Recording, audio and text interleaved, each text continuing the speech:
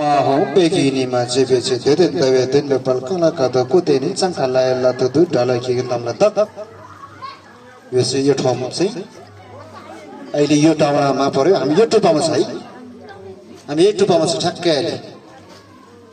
यो डाँडाको आकार चाहिँ फेरि शार्लो नोप्चाङ चाबाट हेर्दाखेरि पनि उस्तै यो डाँडाको आकार र जुन गुरुको उर्किम पिसेको आकार अर्थात् टोपीको आकार एउटै मिल्छ ठ्याक्कै कुनै विघ्न बाधै छैन यसमा जुन 8औं शताब्दीमा गुरुदेव चाहिँ इन्डियाबाट नेपालको विभिन्न ठाउँदै टिबेट जाने क्रम चाहिँ गेटवे चङखाला अब चङबु गर्दा त खोला भनिन्छ टिबेटनमा नेपालीमा चङबु दोभान भनिन्छ ला दोका भन्छ उच्च हिमालका शिर भनेको नै यो हो चङखाला हामी यही ग्राउन्डमा छौँ हामी यो ग्राउन्ड है जुन 8औं शताब्दीमा गुरुदेव चाहिँ यही बाटो हुँदै चङखाला टापु नेपाली चमेरेको भन्छ त्यसपछि चाहिँ लायक गिन्टेपछि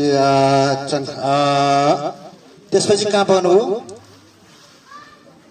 चङखाला डालरा गिन तमला ताकेपछि हिल्ने छ सुदूर लायक गिन्टेपछि निसस तमला तक यो हाम्रो गुरुदेव चाहिँ जिल्लामा चाहिँ ने तीनटा ने चाछुको चाहिँ यो जुन गुरु रेम्बर छेले चाहिँ एउटा ढालागिन भनि चाहिँ उग्र ज्ञानको एउटा चाहिँ त्यस्तैलाई चाहिँ धर्म रक्षाको लागि वाचकरण भन्ने ठाउँ भइन्छ चाहिँ जुन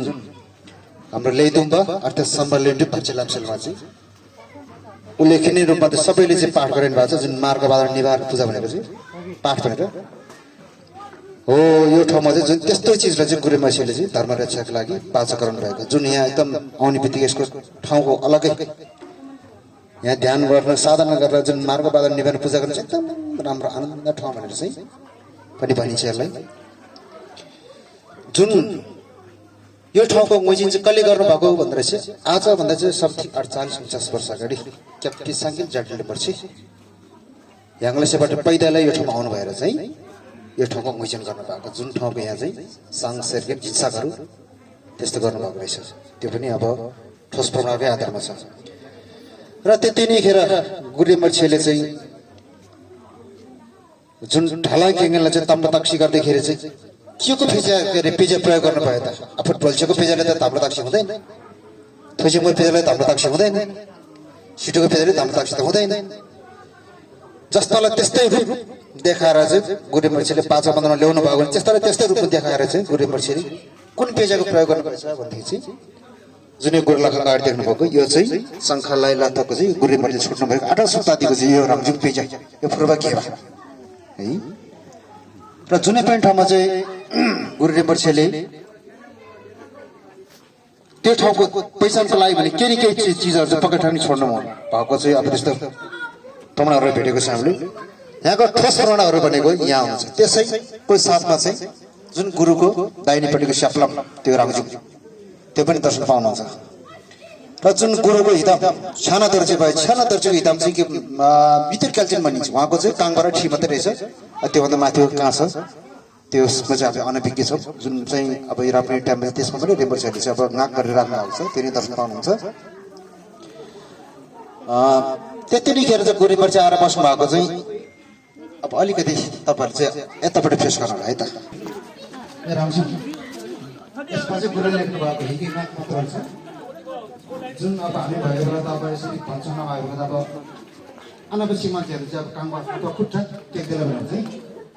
जुन रेम्बर्सहरूले चाहिँ भन्नुभएछ हामीले जाली लगाएर चाहिँ यसमा चाहिँ नाक अर्थात् हिँडी यसमा छ अब दोस्रो मैले तपाईँले यहाँको फर्स्टमा मेन टेके चाहिँ हाम्रो चाहिँ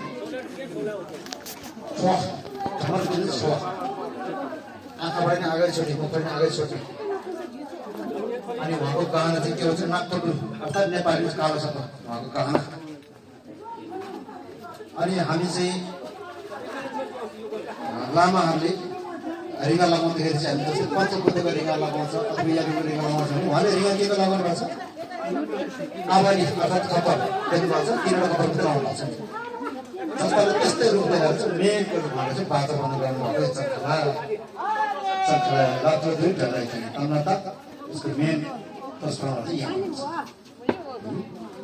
र त्यति पहिचानको लागि एउटा सानो तम्बाउको पनि छ यहाँ तम्बाउको साके पनि पुस्तक यहाँभित्र छ